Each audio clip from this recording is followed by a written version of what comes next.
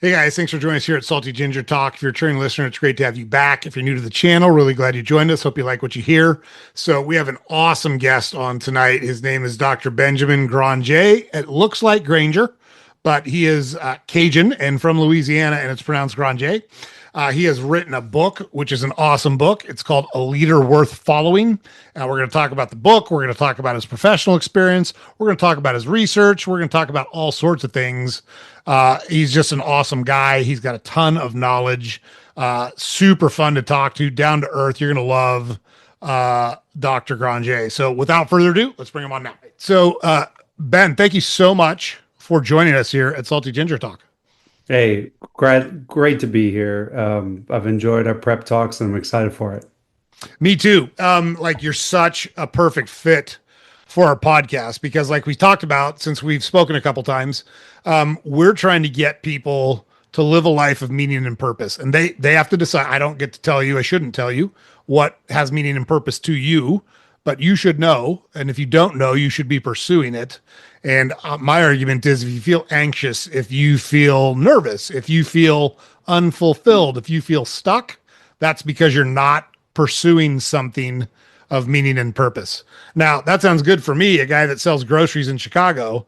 You have a formal education in a lot of the things I just talked about, and you've made a career out of it. In fact, you've got a book out that covers a lot of the things that we're talking about. So what I normally do on the podcast, and I do want to do this with you, is have our guests kind of give us a brief history of how they got from where they started to where they're at. And then we usually go back and talk about things in your life. We can do that should you choose to do so. But I want to spend a lot of time on your work and on the things that you have put in your book, because you got a book that you just published. That's right. And I want to make sure we spend a lot of time on that. So I've talked a lot up to this point. That won't happen going forward. The floor is yours. Tell us a little about yourself. Where'd you start? How'd you wind up where you wound up? Yeah, so I'm a born and raised Cajun. I'm living in South Louisiana. I was born and raised here. My wife was born and raised here, so we are deep roots in Cajun country. Very proud of that, by the way. And I grew up, I was an athlete, I was a student. I never felt like I was anything special. I never looked at myself that way. But one of the things I figured out very early on, I think it was 10th grade, 11th grade, was that, hey, I'm kind of interested in being a psychologist. And Joe, I was one of those rare people because I was surrounded by people who, when we went to college, change your major 5 times. And that's okay. I'm not passing judgment. Sure. But I was one of those rare people who, when I went into psychology and I stayed in psychology, I had one major, and I just stuck through it. So I studied psychology in undergraduate. I was originally going to go into counseling and clinical. And then I started to realize, I experience a lot of emotional labor. I feel people's emotions, they affect me. And I realized pretty quickly, man, this is going to wear me down. This is going Yeah. to kill me. If I'm counseling, it's going to kill me. I'm going to be dead by 50. And so I started looking at other avenues and discovered this area called organizational psychology. And it's a subfield of psychology that deals with applying the principles of human psychology to the workplace. And I said, that's interesting because I'm interested in business. And so I went into that field. I pursued a PhD in the field, moved to Florida, met my wife, who is still in Louisiana. Guess where she brought me back? We come back, we're living where the boss wants to live, which is great by me. And so then I started working very quickly. I worked for the state of Louisiana. I did training and development at a center for people with severe developmental disabilities, learned some really, really hard life lessons there, working with people who had the purpose to care for people who could not care for themselves, learned tremendous life lessons there. Then I went on, spent a few years at Verizon, and there I led a lot of the selection systems. So I was in charge of building psychometric assessments to help Verizon hire high volume positions, retail sales, business sales, customer service. And then I joined Qualtrics, which is a software company based in Utah. And that was about a little over 10 years ago. And from there, I've had a bunch of different jobs. But I'd say in summary, my role today is really as a researcher, and I view my job as a vocation. I don't really view it as a job. I view it as a vocation, and that is to help people find meaning and value in their work. Because I fundamentally believe that work we do is not simply a currency exchange of our time for money, but rather it helps us to meet fundamental human needs that every single one of us has. And I deeply resonate with your point that you opened with, that everybody needs purpose. We're not qualified to say exactly what that is, but you got to have it. And if you don't, and our research bears out exactly what you said, Joe, when you don't, you feel it, and it's not a good feeling. Man, so there's so many things that I want to talk to you about. I appreciate you sharing that. Just a couple of questions about your background first. What do you think it was about psychology that drew you to that even as a kid? Because like a lot of us are playing cowboys and Indians or sports or chasing girls around the playground. And I'm not saying you didn't do those things, but most of us aren't thinking, hey, when I grow up, I want to do this. What do you think it was about psychology that drew you to that or called to you that so you knew like this is what I want to do when I get old? I think it was a perfect combination of nature and nurture. And I was born, in fact, I'm adopted. I should have mentioned that in my intro. So I went through the first open adoption in Louisiana history in 1984. So I was born from a mother who was 16 years old. My birth father was about 18, and fortunately, they, decided to put me up for adoption, and they decided to do an open adoption. And so today, I have a relationship, of course, with my adoptive parents. I view them as my parents. But I also have a relationship with both my birth parents, who are not together, by the way. But I Hmm. have a really good relationship with them.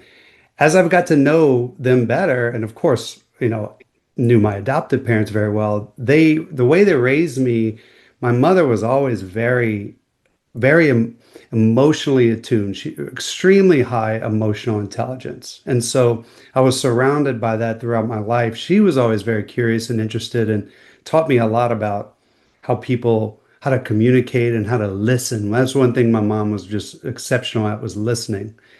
And so that rubbed off on me. But then as I got to know my birth parents better, I started to realize, my birth father's a Cajun comedian and he's exceptional communicator and he's just good with people. Hmm. My birth mom and her family, my birth uncle is a psychiatrist. And so I started realizing, like, oh, okay, well, I got this in my blood, but it was nurtured throughout my life because my adoptive parents were just so in tune with their own emotions, and they taught me that. I think, if I had to guess, that's the answer. I think it was just a perfect combination of nature and nurture. Wow, that's really cool. That so it's interesting because at least the way I think about it, I think most people would hear that and think that a situation where you're adopted and you knew your birth parents, but obviously also your adoptive parents as well because they raised you, Right. could create friction or awkward situations. I look at it and think about how much additional exposure you had to the world Exactly. and how many other influences you had. I think it's a good example. And the way you just described it was so cool because how we perceive things, and I'm preaching to the choir here, I know this, but how we perceive things is so much more important than the things that actually happen in our life, Right. like how we choose to look at them. So you could have looked at it and said, well, why didn't my parents want me? Instead, it's now you've got this whole community of people who have a vested interest in good things happening in your life, and you have all of this experience to draw from. What a cool position to have as a person. At least I think that. It sounds like that's how you felt. Yeah. Great read, Joe. And, it reminds me, when I think of that word adoption, I think of it in the terms that the Romans did, 2000 years ago. Adoption was not like you're the secondhand kid.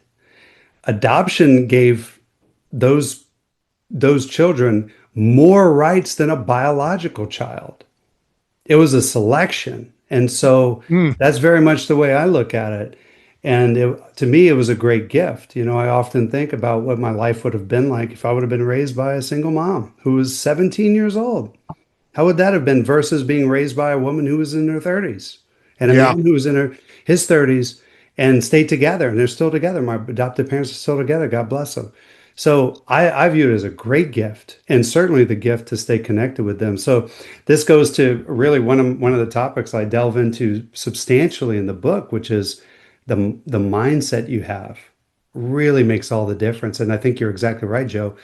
The way we perceive the world, the way we choose to look at it, shapes our reality. And that subjective reality often really is what we experience, not what is physically happening in the world or what we sometimes call reality.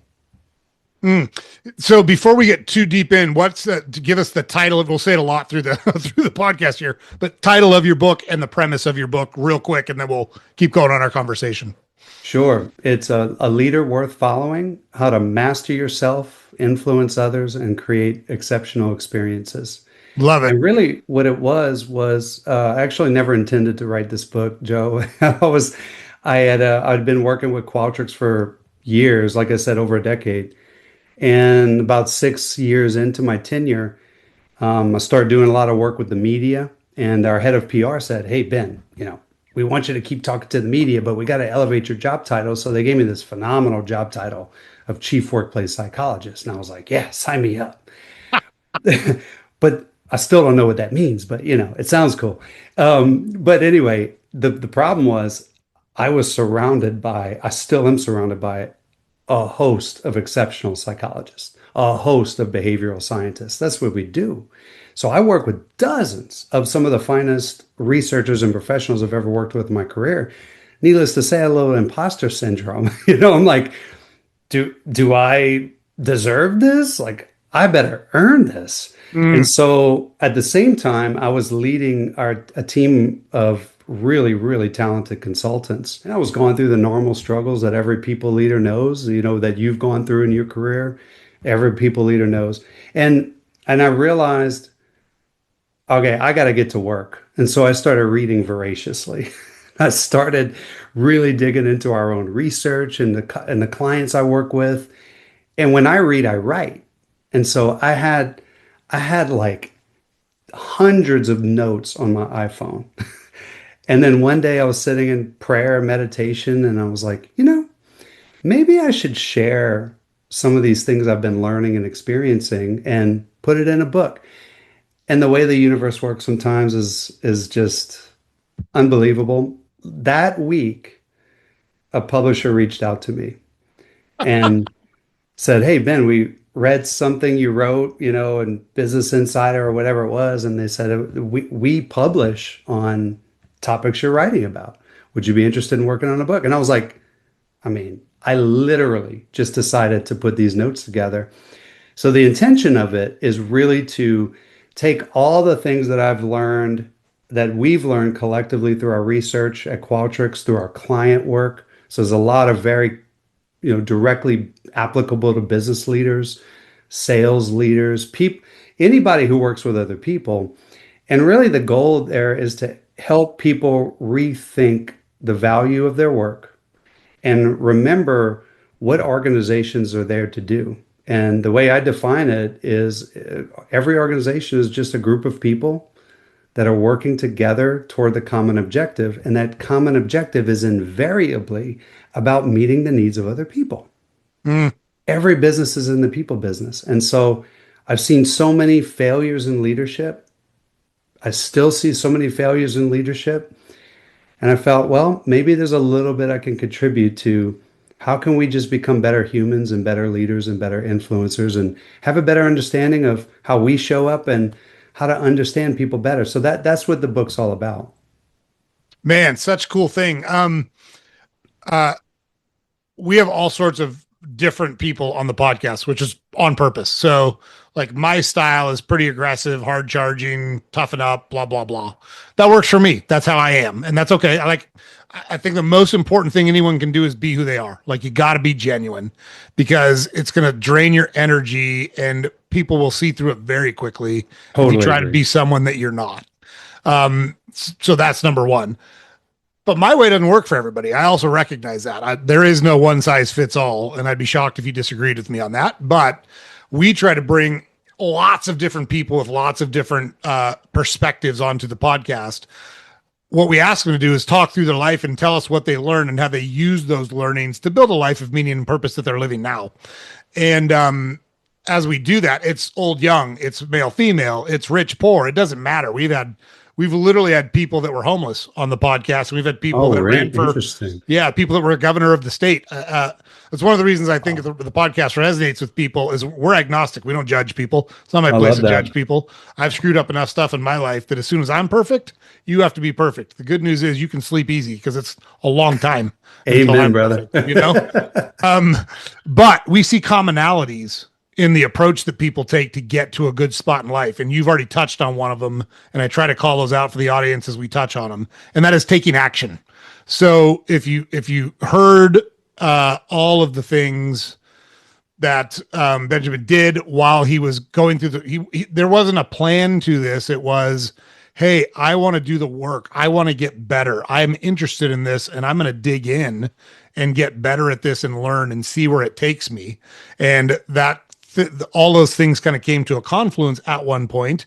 He's doing all this work because he feels like, hey, like I'm around a bunch of good runners. I better run faster, right? For an analogy, like that's such a healthy place to be. I try to make sure I surround myself with people that are smarter than me and more accomplished than me. The good news is I have such a wide variety of people to choose from because there's so many people that are smarter than me in a particular subject or more accomplished than me in a particular subject. I'm not threatened by them at all. I want to learn from That's them. right. And so he does all this work and it leads him to where he's at now. And I just want to call that out that it didn't happen by accident. He didn't get lucky and get to where he's at. Was there a certain amount of luck to it? Sure.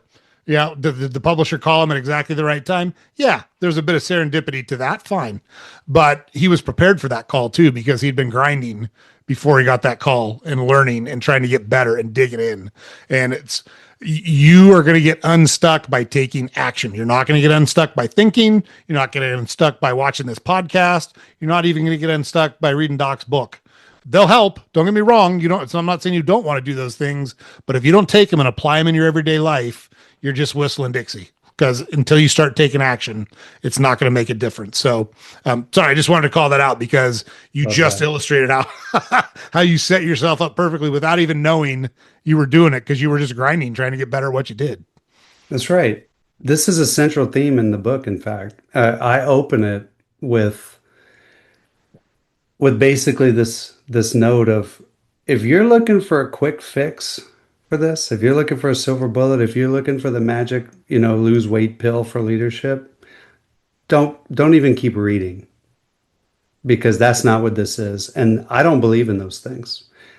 I do think there is luck. I view myself as one of the most fortunate human beings who has ever lived on the face of the earth.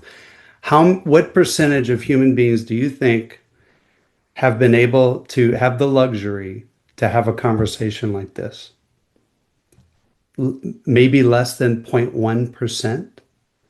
If you think cosmically throughout history, we're so fortunate. We're all so fortunate. So yeah, but you're right, Joe. When being born with gifts, and there's no question I was, and there's no question you were, and every single one of us was. But if we sit on them, what good is that? One of my favorite athletes of all time, it's not an earth shatterer, is Michael Jordan. Mm.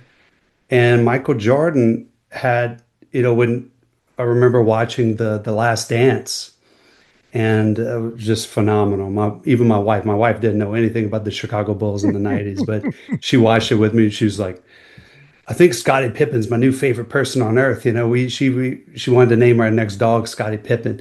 But anyway, one of the things that struck me in there was how intensely Jordan practiced. And his teammates said he was more intense in practice than he was in the games. Sort of the opposite of Allen Iverson, right? Mm. That, not to pick on Allen Iverson, but that's how I view it too. So yeah, we all have great gifts, but you only become the best and the most fulfilled in that if you really, really work your ass off. Yeah, totally. There was an athlete that it's a great quote, and I can't remember who to attribute it to, but he said, the harder I work, the luckier I get. Funny how that works, isn't it? Yes. Yes. Yeah, yes. it's pretty funny. So So you go through school, you recognize, I want to talk a little bit about it's good recognition by you, at least in my perspective, to say, hey, the path I originally chose, yeah, look, psychology, it's me. I'm all about it. However, this particular approach in terms of clinical psychology and seeing patients, I tend to internalize or personalize things and it's going to sap me. Talk a little bit about that thought process because there had to be a little bit of angst in that in not knowing like, hey, this is where I wanted to go. But now that I look at this, I'm not so sure. How do you talk a little bit about that thought process in your head and how you made the choice to pivot towards organizational psychology and kind of how that worked internally when you did it? There's a funny side to the story and there's a deep side to the story. I'll start with the funny side. So when my class was in, we were, let's say we were probably juniors in the psychology program, pretty small cohort because we had all gotten through this weeder, every program is a weeder class, right? Ours was a dreaded statistics class. A lot of people that go into psychology think, oh, I'm just going to learn about fun, cool stuff and how to read minds and things. And then you realize that most of it is statistical in nature. And you got to go through these really rigorous courses. And that was just absolutely brutal course that we all had to go through. And it was so difficult that some people in my class that I took were on their eighth try. It was Good just Lord. monumentally difficult. It was on almost a 20-point grading scale, Joe. You had to get a 50% to get a C. 50%. The multiple choice questions would be like A through double D Oh, jeez. options. And we were doing like t-test and correlation by hand and a calculator. And let's say you made one common mistake, that common mistake answer was on the test. Oh, sure. Like Yeah. it was a response. So these were brutal. So we got through that. And so we're a small cohort and we thought we were, the shit. Yeah, sure. And we're all going clinical, we're all going counseling. And then I remember we took this test and measures class that was teaching us how to do psychological measurement. And I remember the professor one day goes, uh, if you really want to make some money in psychology, you should go into industrial organizational psychology. And everybody just kind of looks up like, what was that again? Professor? So, so we're like, because we had never heard of that. Yeah, what was that term after a lot of money again? What's that? Yeah, yeah. I heard money. What was that term? Yeah, exactly. So everybody looks up, and starts paying attention. But anyway, what really for me internally was going on was, I was definitely on the counseling path. I was starting to get closer and closer to our clinicals where we would actually start going into centers. I had a friend who was working at a psychiatric hospital at the time, and he was telling me all kinds of stories of the stuff that he had to deal with. Um, I was starting to listen to a lot of the graduate students and talk about what they had to deal with, and some of these just gut-wrenching stories, of things that these people were going through. And one thing I would say is, God bless those people who are in this work. They're so needed, and it takes so much courage to do. And, maybe I didn't have that courage, but at least I think you're right, Joe. I think it was more just the awareness of like, this is going to destroy me. You know, um, I'm just too emotionally sensitive to be able to bear all these problems. I'm just going to feel it. I'm going to internalize it. And so this organizational psychology appealed to me. It's like, okay, that's interesting. You can still be a psychologist, but you can be in a business environment. You can, you can apply this in management. And at that time I was thinking, yeah, I think I'd be pretty good at leading people. Maybe I could try that. I was a head lifeguard at the pool of the university. I was like, yeah, this is fun. I like that part. I like the coaching and stuff, like the training. So I was like, that sounds cool. And so at that point I decided to minor in business. And so I started taking a lot of business classes and economics and finance and HR and started really, and I was like, okay, these are my people. This is the cohort, the professors appealed to me. And I said, okay, the marriage between business and psychology, that's me. Nice. Yeah, and like I said, it's important for you to be genuine, but to do that, you got to know who you are. That's right. And just using myself as an example, like you talked about internalizing things and feeling other people's emotions. I don't have that. Like I don't, and that's not good or bad. It's just Right. It different. is. Yeah, it's just different. Yeah, that's right. And so I recognize it, but it's funny because I connect really well with people. So it's not hard for me to connect with people, but it's also easy for me to compartmentalize and say, well, that sucks, but that's a you problem, not a me problem. Right. I'm And envious, by the way. well, it depends on the situation because, as you know, that can be problematic in some situations. True. And so, that's something that my wife has taught me. We've been married for 32 years, and she is the highest emotionally intelligent person I've ever met. And we always joke that we're it's kind of a joke. It's really not a Beauty and a Beast relationship. And she's she's like one of the few people that can get through to me and make me see things or reconsider things Yeah. or think things differently. But um, she always says, like, you need to experience the gamut of emotions to truly appreciate life, because how do you know what it means to be blissfully happy if you don't know what it means to be at the depths of despair? You can't, there's no juxtaposition by which to compare one if you don't feel the other. And you can't just skip those steps, as much as they suck sometimes.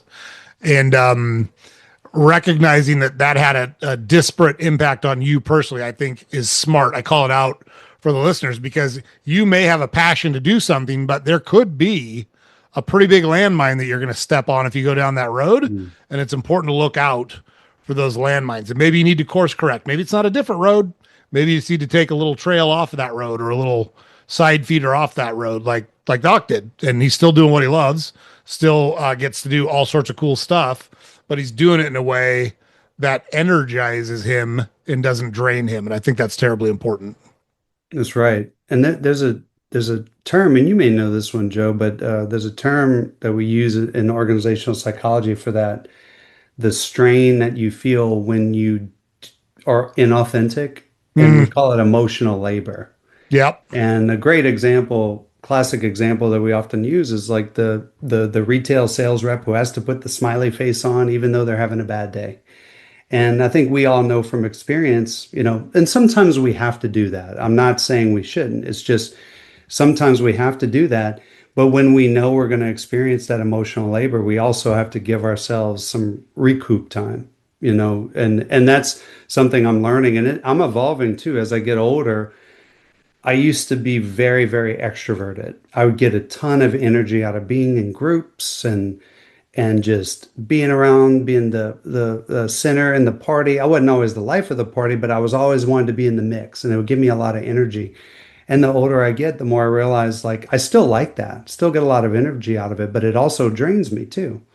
So I'm gradually becoming a little more introverted in my older age, and that's okay. I just have to be aware of that, and I have to know how to combat that. So I do a lot of speaking, I do a lot of conferences. And after those conferences, I'm talking to 20 people, and I go to a 3-hour dinner, and I'm on all day. And then after that, I need a day to put my hat down and bury my head in a book on the plane.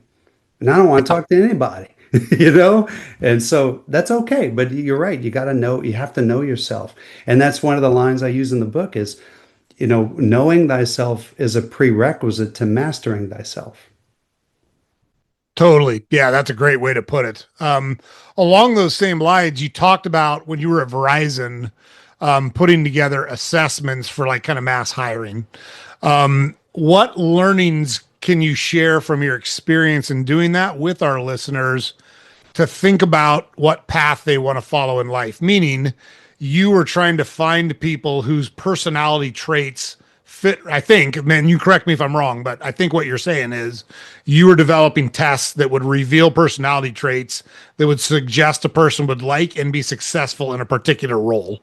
And how can someone, what did you learn from that you might be able to share with our listeners that they could look at their life and say, hey, I like people, for example, or Mm. I like data, for example, or I like office work, for example, to be able to say, if I know that about myself, here are some options I could pursue, and here's some options I want to avoid because I probably would be a bad fit. Did you pick up anything during that period you might be able to share? Yeah, yeah. And I would just add to that. I think everything you said is correct. I would only add that we were not just looking at personality, but we were looking at a comprehensive view of their people's interests Mm. and their fit with the role and with the values of the company.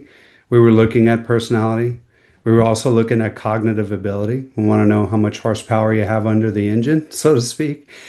And, to put it bluntly, cognitive ability is a great predictor of performance. Not all, Mm. it doesn't always mean the smartest person is going to be the highest performer because you can get a smart, jerk and That's they right. can do a huge damage to your culture. Hey, But you don't have on, to look. You don't have to look right at me when you say that. I'm just saying. um, I get it. I get it. uh, but also we were also looking at skills too. And so what skills do you have and do you have skills that are relevant to the job? So we were looking very holistically at people's knowledge, skills, abilities, and what we sometimes call other characteristics. That's where personality and fit come in.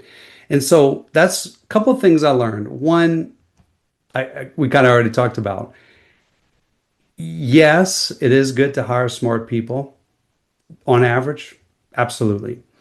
But we learned very quickly, and we knew this, but we saw data to support that when you hire somebody who's really smart, really high on IQ and really low on EQ or Mm. emotional intelligence, or somebody who has no ability to monitor themselves, no ability to read the situation, those it doesn't matter how smart they are, those people are going to be really destructive in a customer facing role.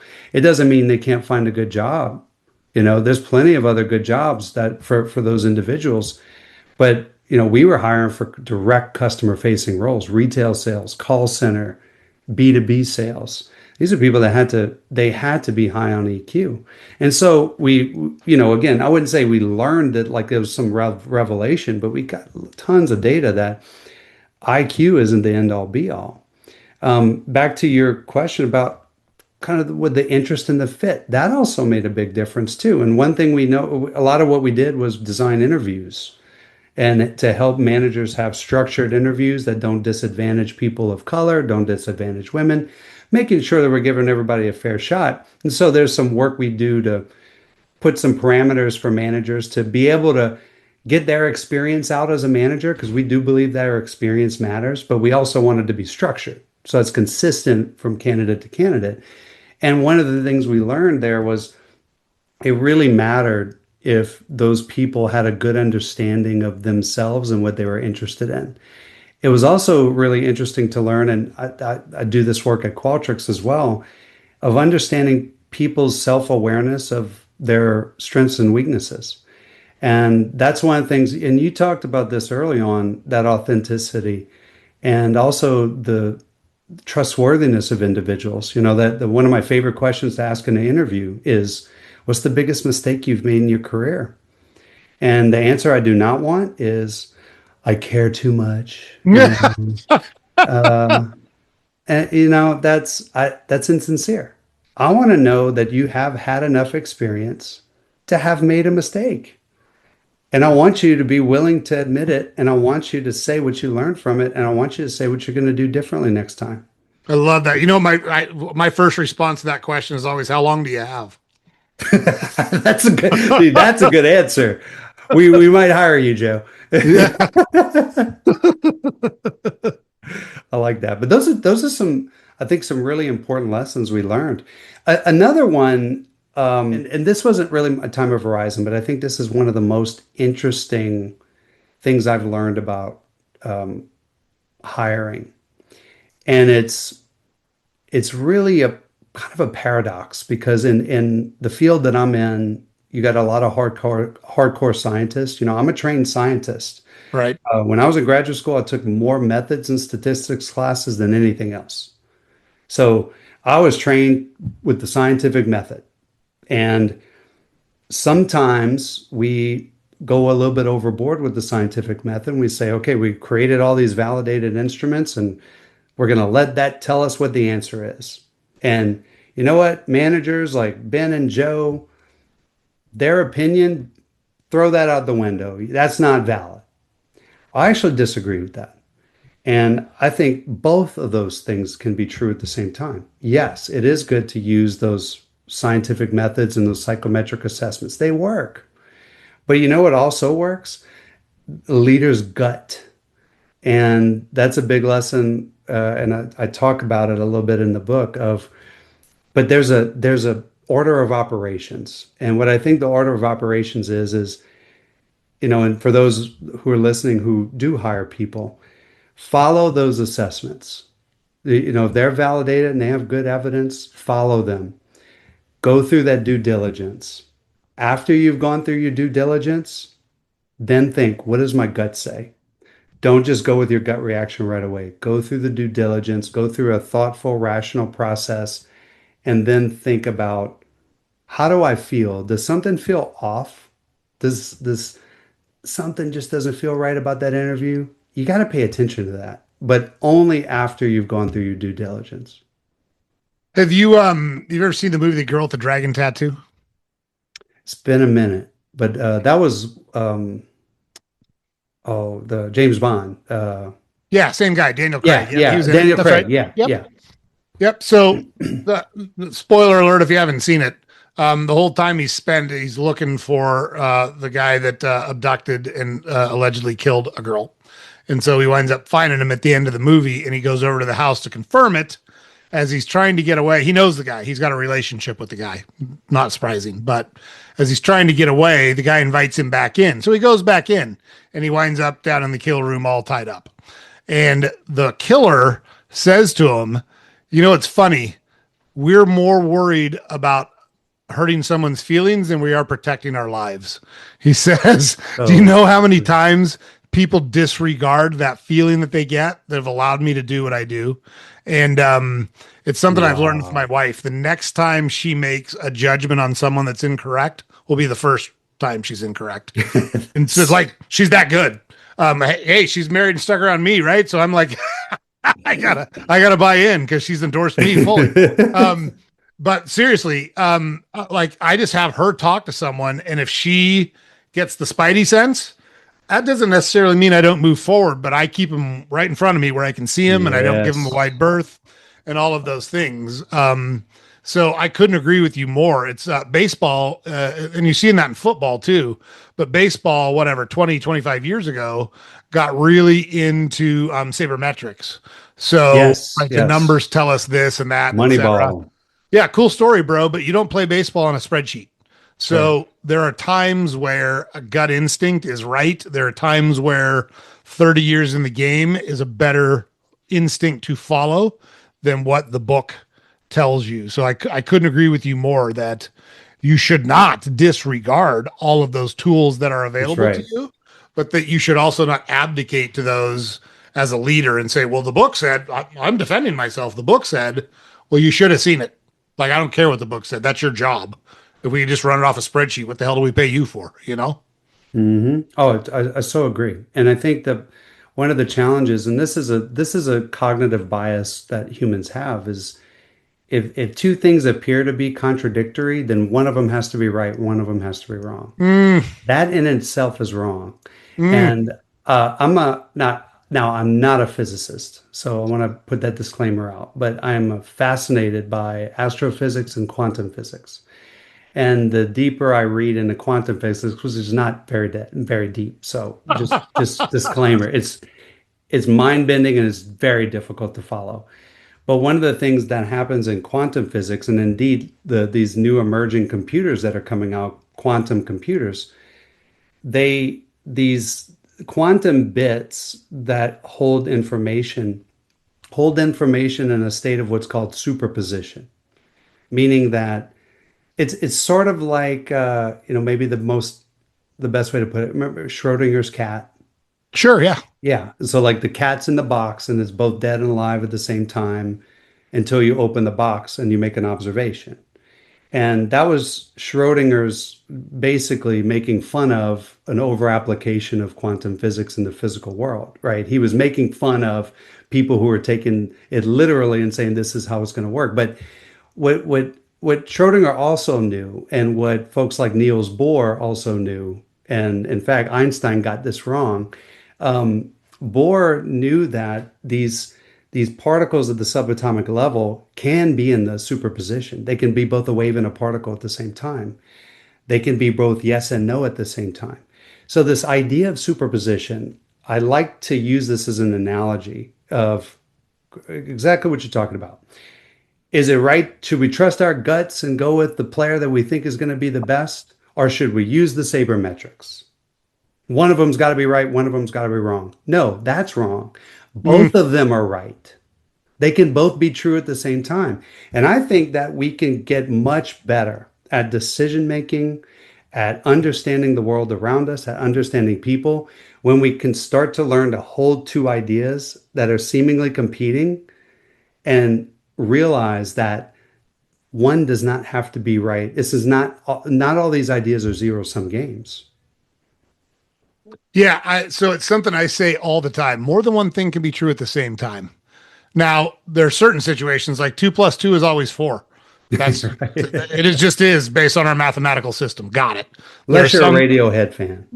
That's Oh, great reference, Doc. Great reference. I love it. Yes, that's exactly right. But in most instances, life is shades of gray. And it's one of the challenges we have in our country right now is the polarization of yes. it has to be this way, or if you support this, then you have to be put in this category. And no, you don't.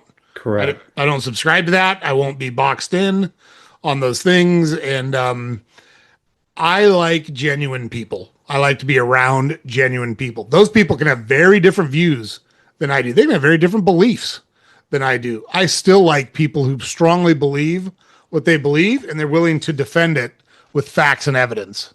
So, like, if an argument comes strictly from emotion, I'm not going to not listen to it, but I'm not going to give it a lot of credence because Right. you're allowed to feel however you feel, but the real world does not agree with your emotions. And that's okay. You're entitled to that opinion, and I'm not going to judge you for having that opinion, but I'm not going to agree with it because I know it's wrong. Hmm. And that's okay. But more than one thing can be true at the same time. Like we try to do that with people too. And I try to explain to people there is not a single person on this earth that is all good or all bad.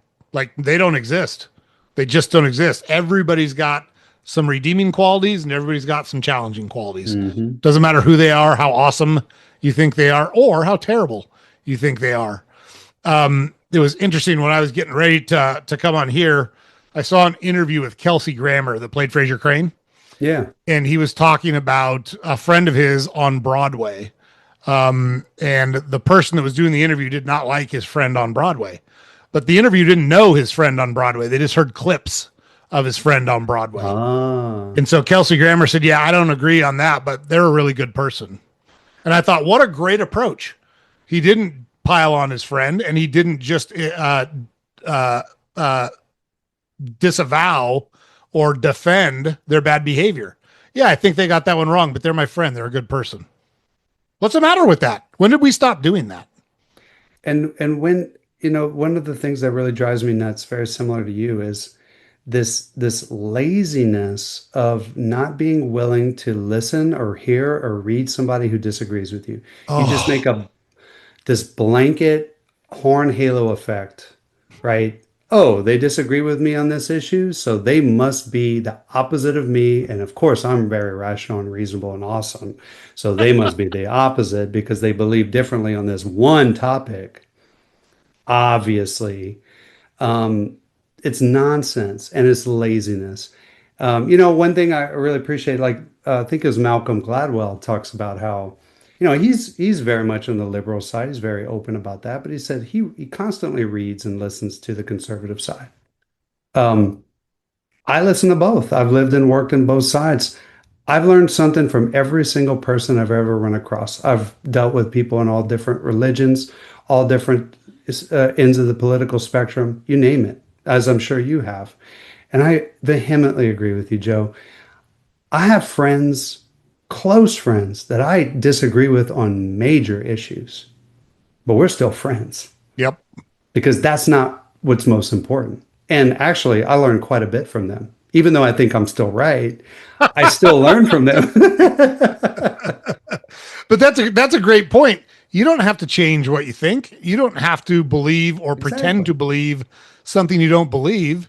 You just agree that on that subject you see things differently, but the inherent values that you see in that person still exist.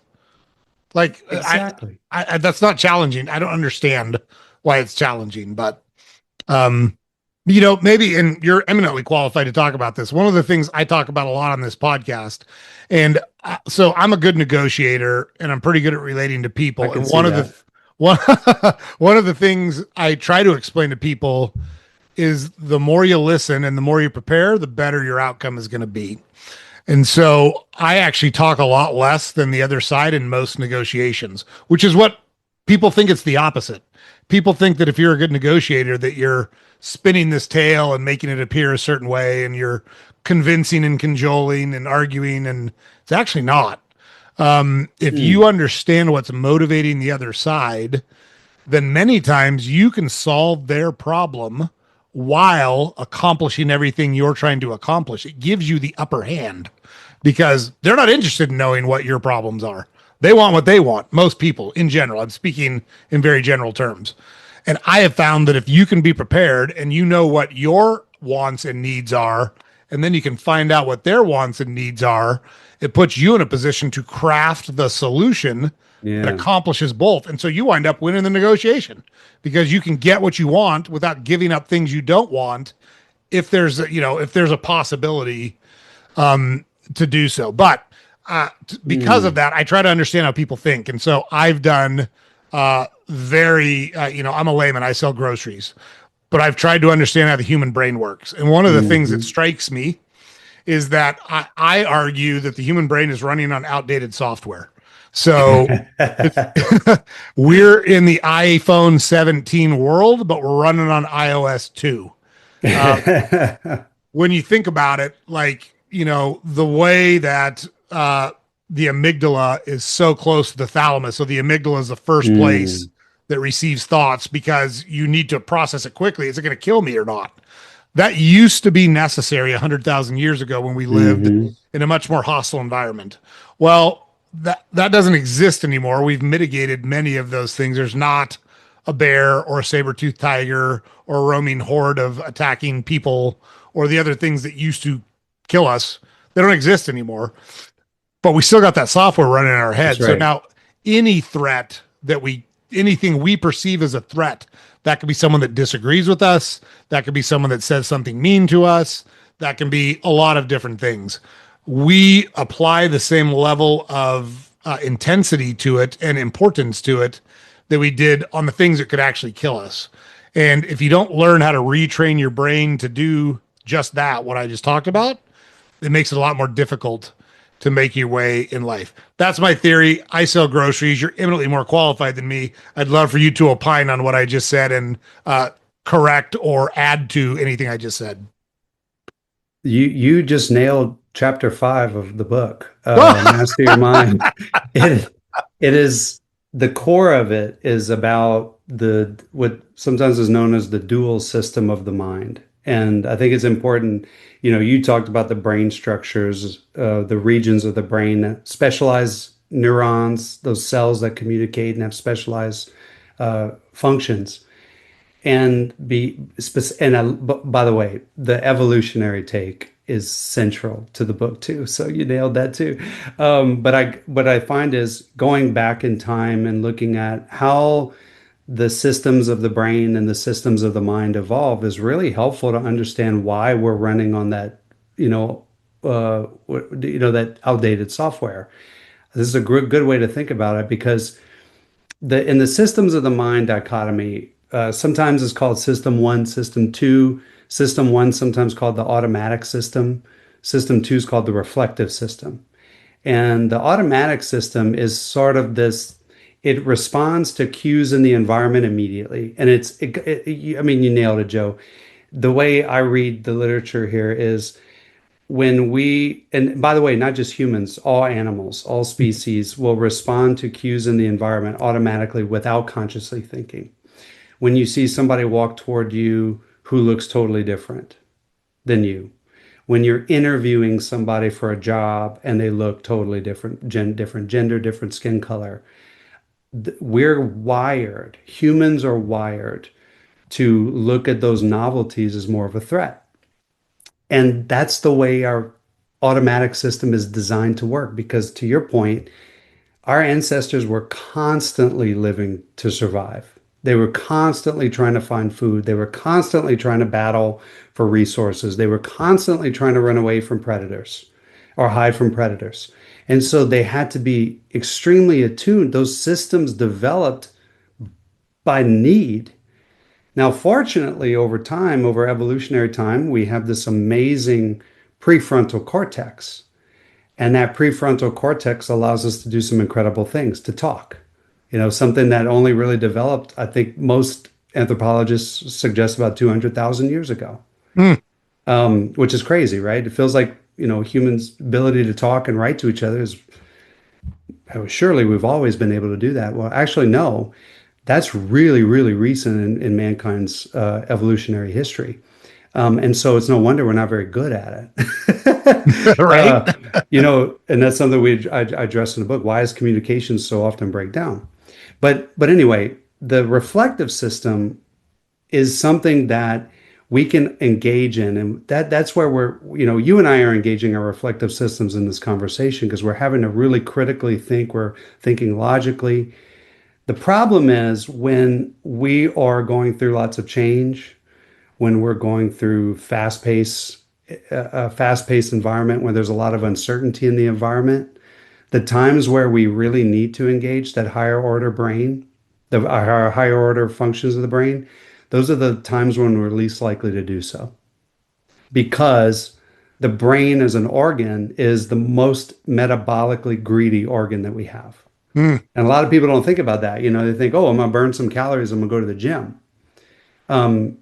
In this conversation, you and I are burning a ton of calories because our brain uses a lot of energy. And so, well, why don't we always engage in the higher order parts of the brain? Because the brain's designed to conserve energy.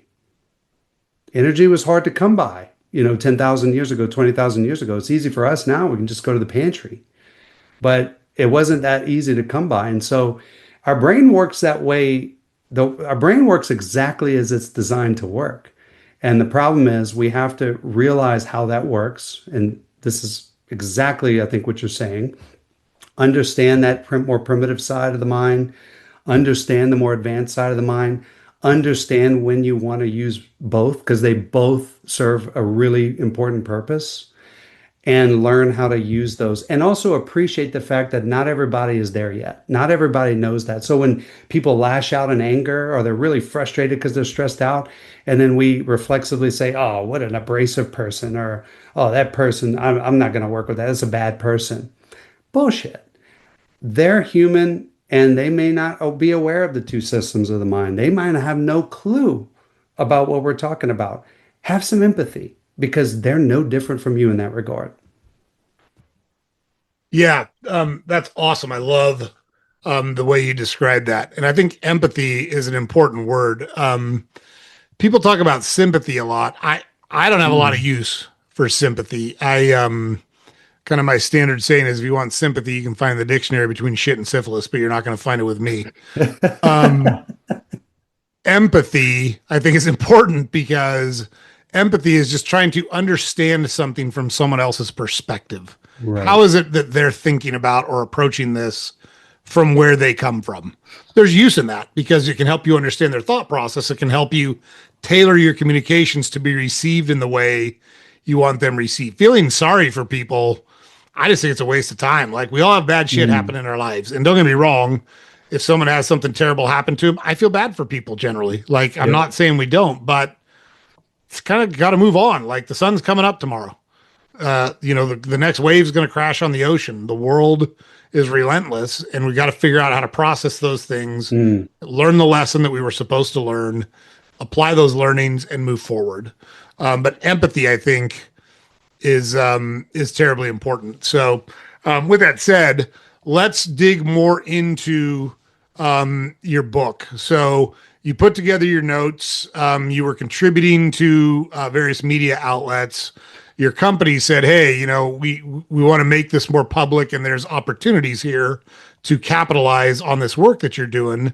And so you've got all these notes. The publisher called, talk to us about putting together the book, and then what is it you want people to understand most about your book? How's it most helpful? What is it you want them to get out of it? Well, the way kind of to the first question are that was the hardest part of this process. The easy part was reading and writing. That was fun, just kind of getting those insights. I then took a lot of those insights into my consulting work, into my research work, into my job as a manager, and started field testing them and started saying, man, this stuff really works. So what it is really what I started to try to do then was make it a combination of um, the deep learning, going deep into a topic, but then extracting something very practical in the workplace. And so I thought that was really important. And so that point, it took me a while to do that. I did a lot of interviews with various leaders, used a lot of case studies as examples of, okay, that's great that we went deep about quantum physics and superpositions and Schrodinger's cat, but what in the world does that have to do with leading in the workplace? So that was a lengthy process, but it was a very important one. And so I really wanted to, and this is true of everything that I do. My goal, and I'm not always great at it. I think I did get it right in the book though, because I spent a lot of time on it, was trying to marry depth with practicality. And Hmm. so it's a highly, highly practical book. Every chapter has um, specific actionable things that you can do, from having conversations with your future self and exactly how to do that. From holding one-on-one meetings with subordinates better. What are some practical ways that you can get more out of those one-on-one meetings? How to get the best ideas through brainstorming and crowdsourcing, and what not to do. How do you handshake in a business setting? How do you create a good first impression with somebody? If you have an aggressive alpha, right? And I'm not saying all alphas are bad, but let's say you have an aggressive alpha who's only in it for themselves. How do you neutralize those people without looking aggressive to them, without raising their automatic system to say that's a threat? So I talk a lot about that. I talk about how to guard against being overconfident. Very practical examples there. So that was really one of my objectives, was to have something that would allow me, because I'm an uber nerd, as you can tell, Joe, allow me to have a super nerdy conversation through the book, but also be something that every chapter the reader could say, okay, I can literally do something. And it goes back to your point earlier. I can get off my butt and I can go do something differently. So that was really my objective. Nice. So it sounds like it was important to you to describe the scenario and the evidence. Here's why things are the way they are. Cool story, bro. Now, what do I do about it? Right. Right. Exactly. Exactly. So, And I'm an academically trained, and I think academia is critical, right? The yep. the folks who focus on the deep understanding of why is so critical. But I also see a lot of value in the practitioners. And so I view myself as a scientist practitioner with a dash in between. I'm both. So yeah, exactly. It's like, okay, great. That's great. I learned something, but have no clue how to apply it. I do see the value in it, but for a busy professional who's trying to get their work done, trying to feed their family and trying to achieve something and trying to meet their purpose, you know, we need a little nudge. Yeah, but I love that approach. And so, like you and I have had several conversations, and I relate a lot of things back to sports, because I learned so many valuable lessons from participating in team sports that I apply in the real world. And so, like, I was a pitcher when I was in college, and I can teach you how to hold a baseball and throw a two seam fastball that runs into a right hander or away from a right hander, a slider, a curveball, et cetera, et cetera. With that said, if I don't teach you the physics behind why it happens and why it works, all you're going to be able to do is what I showed you. And then if it doesn't work, you don't know how to problem solve it. So I love your Yes. approach because you're giving people empirical evidence to support what you're saying. And so if they're struggling with it, they can go back through the empirical evidence and say, wait a minute, why does this work the way? What am I missing? There's something wrong in my application here. Let me go back to the evidence that's laid out in the book so I can truly understand this subject at a deep level because I want to get really good at this. And the only way to get really good at something is to truly understand it, you know? I totally agree. In fact, I have a whole chapter on body language, how to master your body and the importance of that and what it signals to other people and how you can actually control your mind with your body movements. And one of the things I pose right at the beginning of the chapter is because in that chapter, I go through the evolutionary reasons why what we do with our bodies signal what they do to other people. And I've raised this rhetorical question like, why do we need to go through this detail? Why do we need to understand why? Can't we just say, oh, do this with your hands, do this with your face, do this with your feet, do this with your torso? Sure. But to your point, these lessons are not immutable. And it doesn't mean it's going to work for everybody in every different situation. And understanding, okay, I understand the backdrop. I understand what this is signaling, but sometimes you got to get creative. Sometimes you got to problem solve. Sometimes it doesn't work exactly the way you think it's going to work. Another great example of this is I work a lot with data scientists. And some of the data scientists I work with Qualtrics are just exceptional. But we also have clients who are data scientists. And there's a difference, like for example, many of them can understand much better than me what buttons to click to run what analysis. But oftentimes when I ask like, okay, why are we doing that analysis and what is your interpretation of it? Sometimes, not all the time, but sometimes they don't understand what they just did. They don't understand why they did what they did. And so there's a difference between understanding something at a deep conceptual level and clicking the button, so to speak, and just doing it. And I think you're exactly right. When you understand the best thing is to know both. Yep. And if you understand both, then you're really, really well equipped. If you understand what button to click and you don't understand why, that's exactly the scenario where we say, knowing a little bit about statistics or numbers is dangerous. That's precisely why. Yeah, for sure. It brings to mind two things. The first, so like we talked about negotiation, one of the things I'll do almost all the time is if I'm going into a negotiation with multiple people, let's say there's 3 people from one party and 3 people from another party. You've got a room set up, so you're meeting in this room, and almost invariably left to their own devices, the 3 people from one group sit on one side, the 3 people from the other group sit on the other. You know what I mean? Yep. And it just sets it up so it starts off in an adversarial position. So what Yeah. I'll do is either be the first or the last in the room, and I will intentionally go sit in the middle of the other group. And I'll be very friendly. I won't be aggressive at all because I'm not trying to be aggressive. It's actually kind of an olive branch. And I'll have people kind of look at me and, I'll just introduce myself, shake my hand. Hey, I've been looking forward to this conversation. Let me know when we're ready to go. And there's no way to describe how much air and tension it takes out of the room when you do that. If you do it in a collegial way. Now, you could do it and be a jerk too. Like you could jump across the table, sit in the other chair and pound your fist down. But, it's funny because I tell people a lot, I almost always win the who can be a bigger asshole contest because I got that tool and I'm good at it when it comes to it, but it's not very effective, especially for long-term relationships. And I'm way more interested in being successful than I am being right. And I learned that a long time ago, that many times you have to choose whether you want to be successful or right.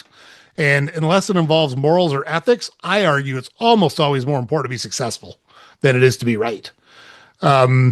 Just as I grew up, so I was an athlete and grew up with a lot of athletes. I happened to do really well in school and be fairly intelligent scholastically. A lot of my friends were not. They were athletes. They were dumb jocks. And so I called my friend, and this was back in the 70s, late 70s, and you still rode your bike to school. And I called him and said, hey, I'm going to pick you up. I'll be at your house so we can go And by the way, there's no texting or no internet, so you had to call. So I called him and said, "Hey, I'll be at your house at 7:45, so be ready to go then." And he said to me, "I don't know, I'm running kind of late. Why don't you make it 7:45 instead?" And there's no reason to embarrass my friend. I said, "Okay, I'll be there at 7:45 instead. I'll see you then." So that's a good example of I could have been right. Like 7:45 is the same, you idiot. Like what? There was no reason to make him feel bad. I showed up at the same time. He felt good. We rode our bikes to school. Everything worked out.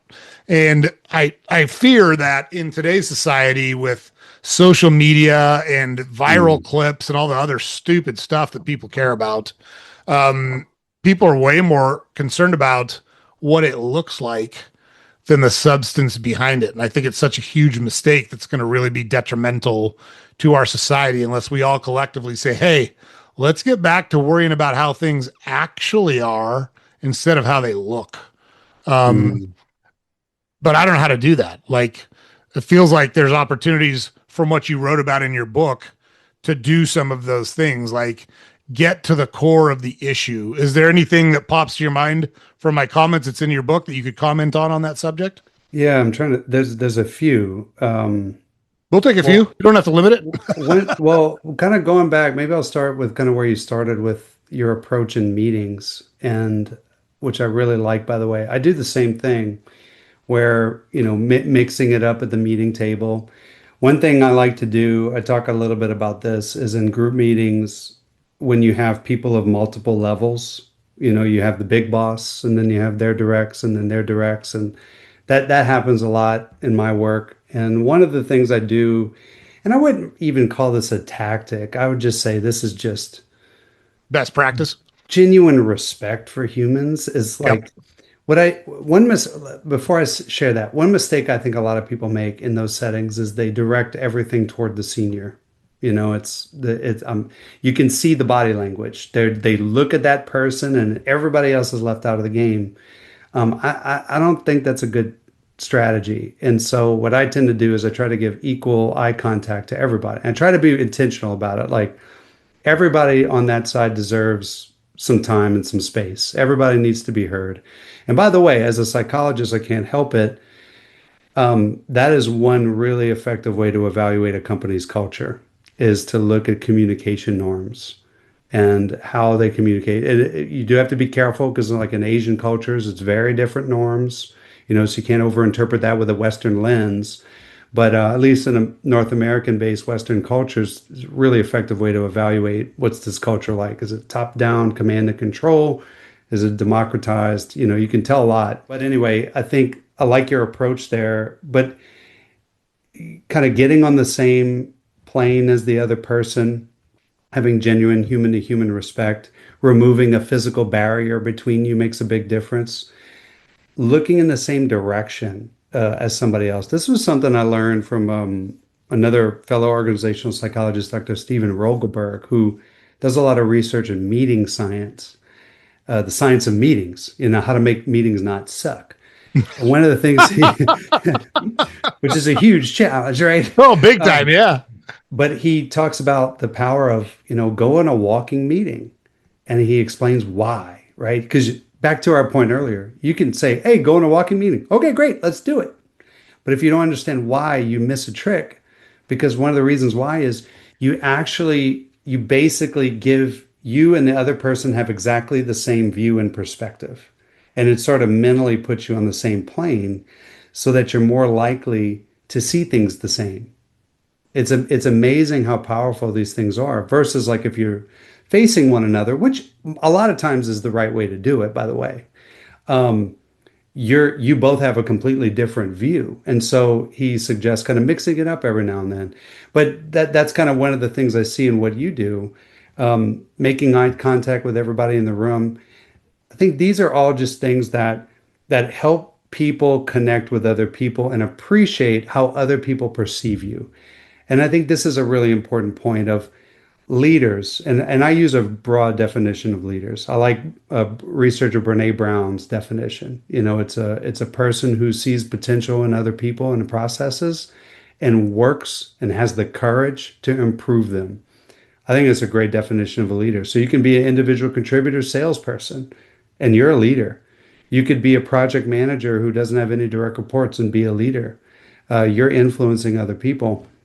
So your ability to control the image that creates in somebody else's mind based on your behavior, actions, and words, and take accountability for that.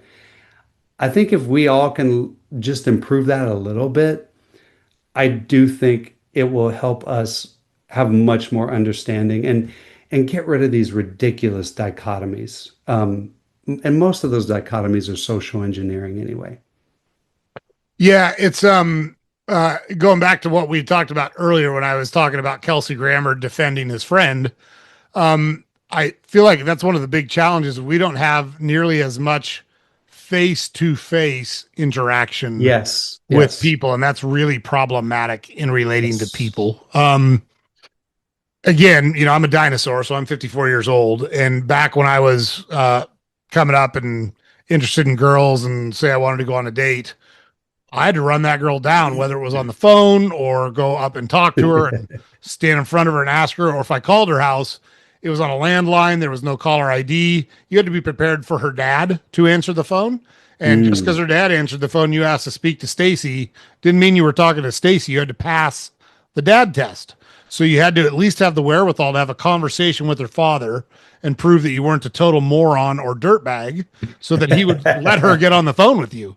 And so you had to be prepared to talk to her mom, her dad, her brother, whoever answered that phone in order to get to Stacy and ask her to go That's to a a movie good with you, point. you know?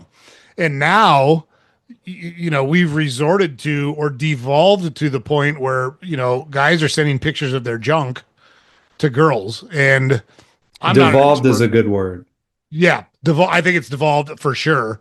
I'm not an expert, but I know this: there's not a woman alive that wants a picture of your junk, even if she's madly in love with you. I Like, don't have any research on that, but I suspect you're right. it's not cool. It's not funny. She's not interested. Stop doing it. Just stop. Learn to talk to women if you want to be successful with women. Newsflash: all you have to do is ask them a question about themselves and shut up. It's not hard. Like, it's really that basic. And then genuinely listen to her response. That's it. Want to be Thank you. successful? There's your key, gentlemen, for all of you. It always works all the That's time, good every advice time. in business too. It really is. Yeah. What surprised you the most about writing the book, whether it be part of the process of the book or the output of the book or that whole what was the biggest surprise you came across?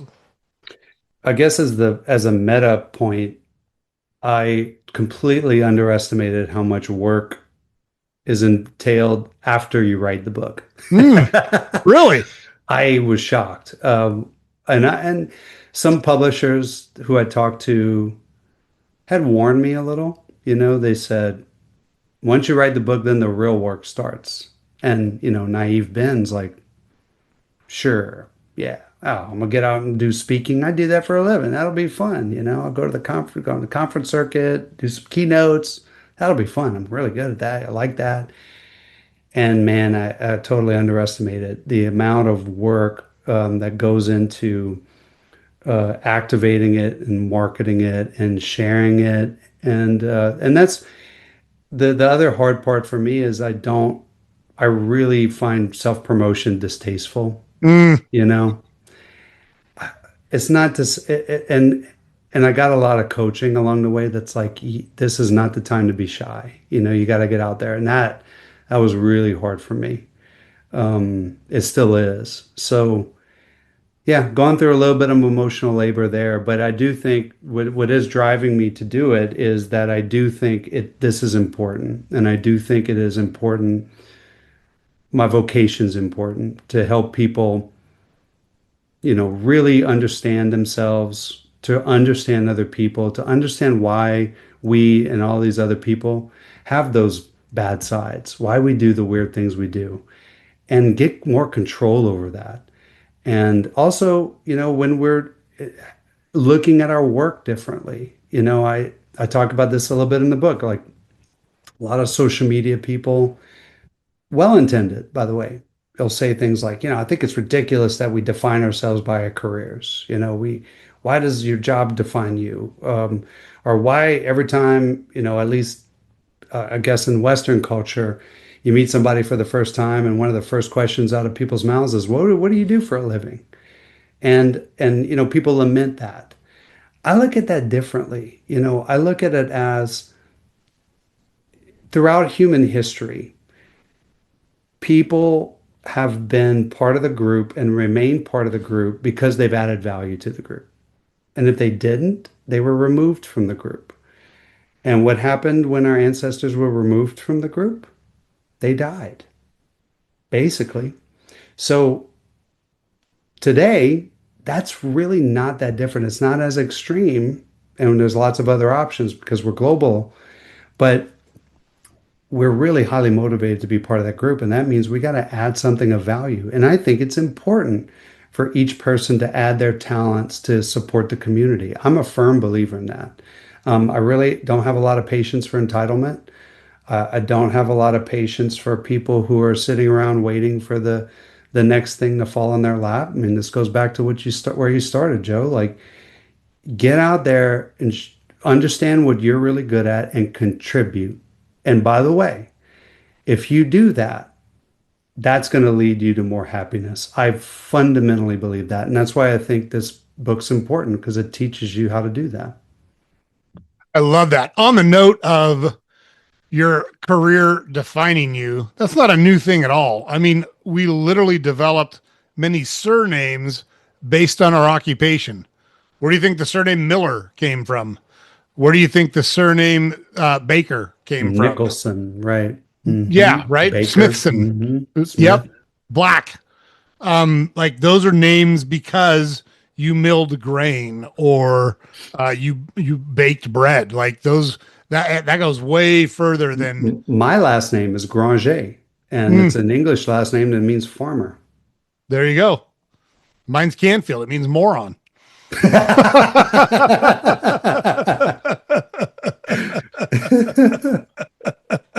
But seriously, yeah, along those lines. So people. I jokingly just say I sell groceries. It's what I do. I mean, I run grocery stores. We sell groceries. It's what we do.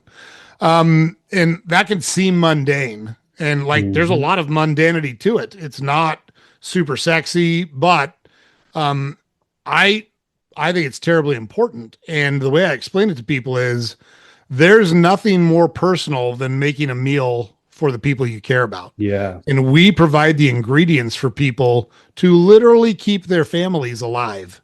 And it would be easy for me to look at it and go, I got to pay that stupid bottle tax again. And like the right before I got on here, I did a meeting because we're reviewing our benefits, our health benefits for our people.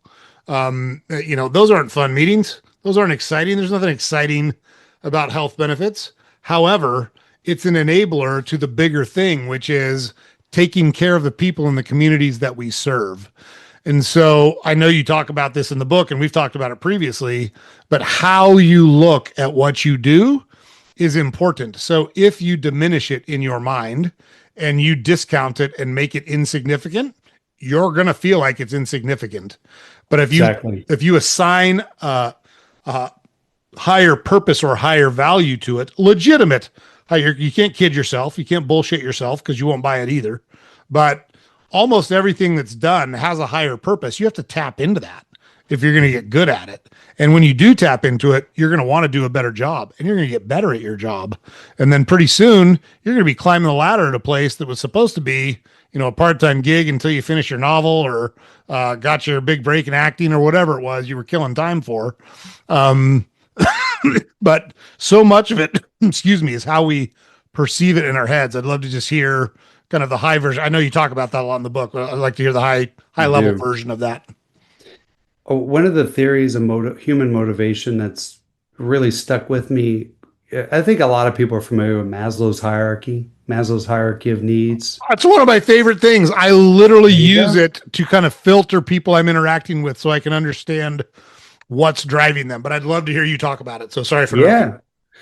Well, 20 years after Maslow came David McClellan, and he came out with a simpler theory that, hey, a lot of Dave McClellan's work was done in the context of the workplace. But he really simplified and he said, people are really driven by three motives, and most people have a dominant motive, but they're all there in all of us. The need to affiliate, to be social, the need for achievement, to grow and build social status, and the need for what he called power.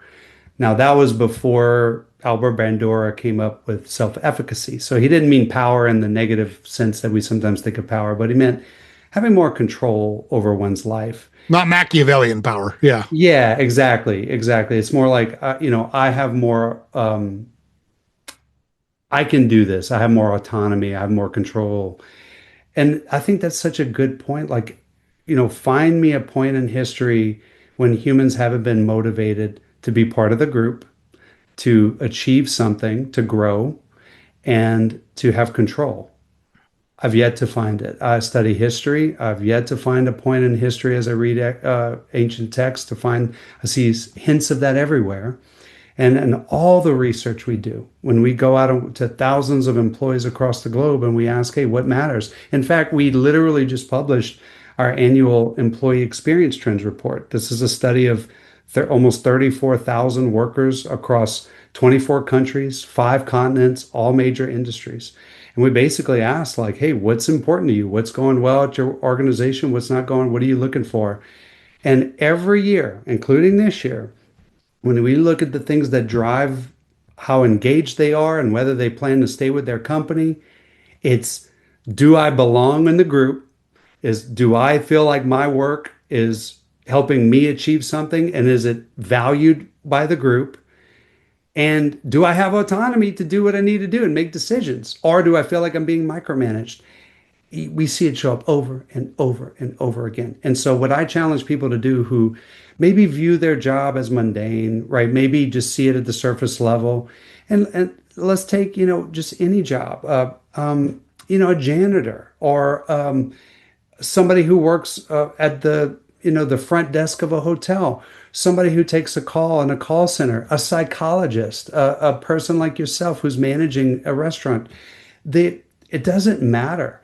All of those jobs give us the ability to build connections with other people, to add value to that group, and to grow in some meaningful way. And through the income we earn, through those connections, we gain more autonomy and control over our lives. So I view work as, I use this currency exchange analogy, and I use this mechanism in the book. I say, if you take a real transactional view of work, it's kind of like Jim Croce's bottle of time. Mm. You come in every morning and you pull out a couple of hours and then you take it to the exchange and you trade it in for some money. That's a real bleak way to look at work. And then unfortunately, I think a lot of people view their jobs that way. And we have to acknowledge some people are in really difficult situations and some people may feel stuck, right? We have to acknowledge that.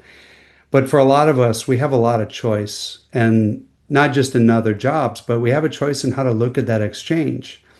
Am I getting is a paycheck? No. You go to work, you build relationships.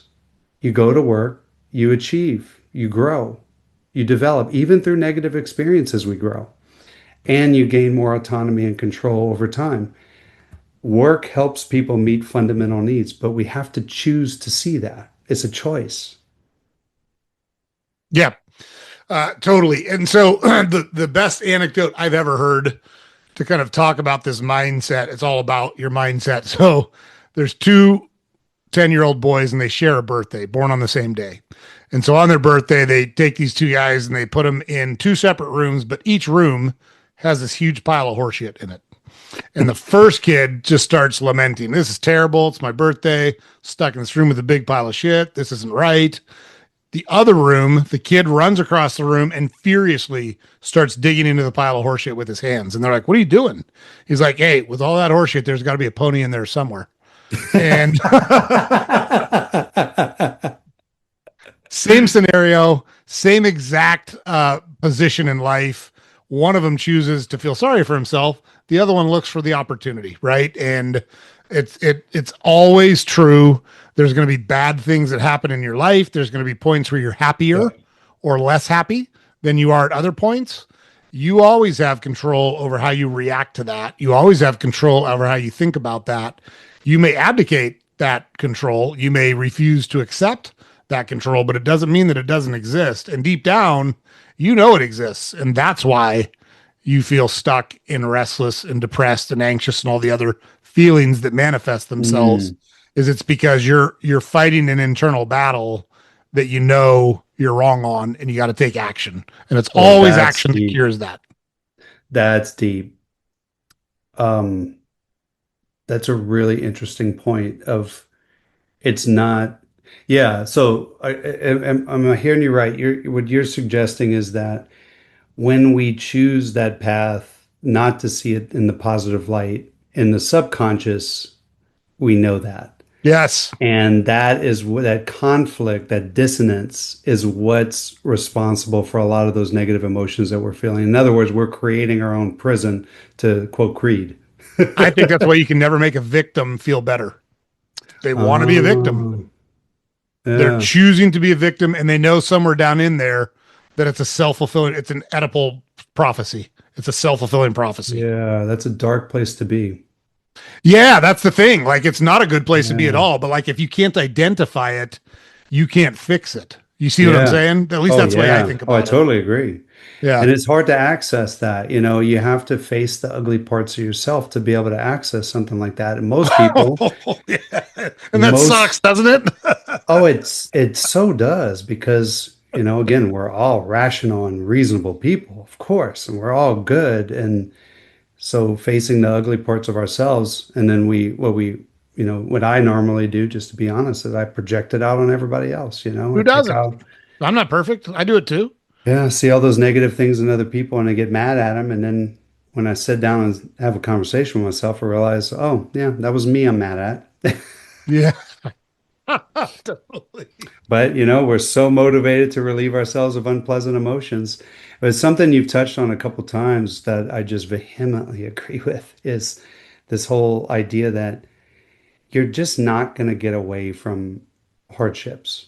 You're not going to get away from tough times. You cannot escape negative emotions. And I really think the only way for us to avoid pain, well, I really don't think you can, but I do think you can minimize it by not trying to avoid it.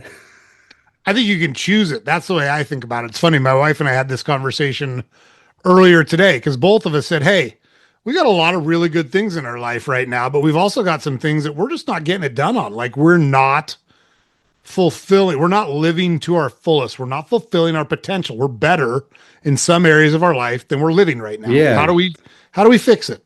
So we just sat right. at the table and we brainstormed and we had a conversation about it.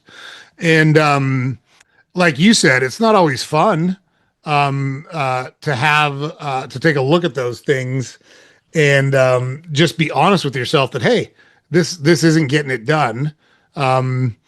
And one of those things was I haven't been on a good workout schedule, which is very important for me, as much mentally as it is Oh, physically. yeah. And Hmm. being a former athlete, you know, I've been in the Olympic level fitness Oh, at wow. various points in my life. Because if you want to play a professional sport, that's your best chance to be good at it, is to be that good of an athlete. And so Wow. there were times, and right now I'm in horrible, horrible shape. And my wife is a very hard worker. And she said, you know, I'll go to the gym with you. And I said, yeah, like I have no problem with that. But for some reason, I have this visceral reaction that I don't want to have to commit to a time to go to the gym so that you can plan for it. Totally irrational, Oh, totally interesting. stupid, 100% on me, Right. but it was real. That was really what I thought and felt at that point.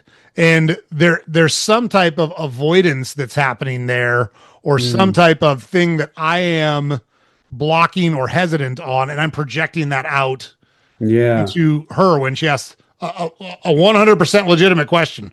Like we're we're And married. who's trying to help? Yeah, right. And we're married. Like not to get too into the details, but we know each other in ways that nobody else knows the other person. You know what Right. I mean?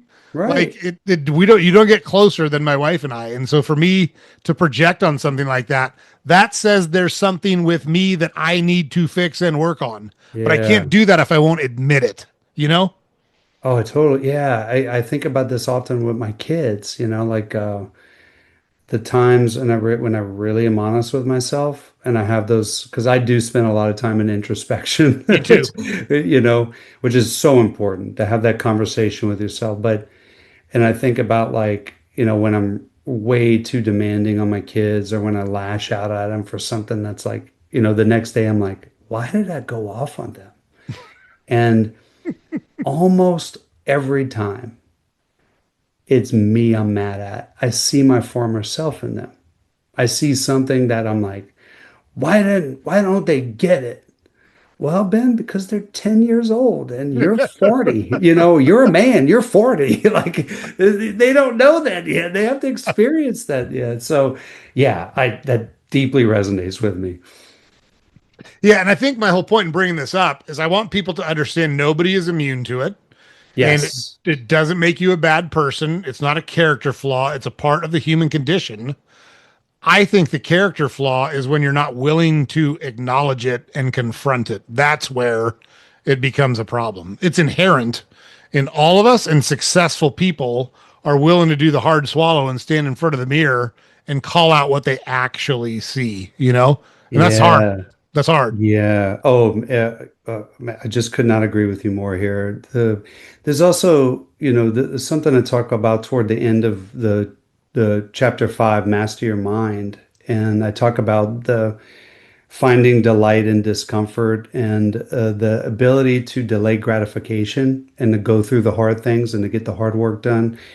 There's this, and you may be familiar with this, Joe, the Walter Mischel and the marshmallow studies. Oh, yeah.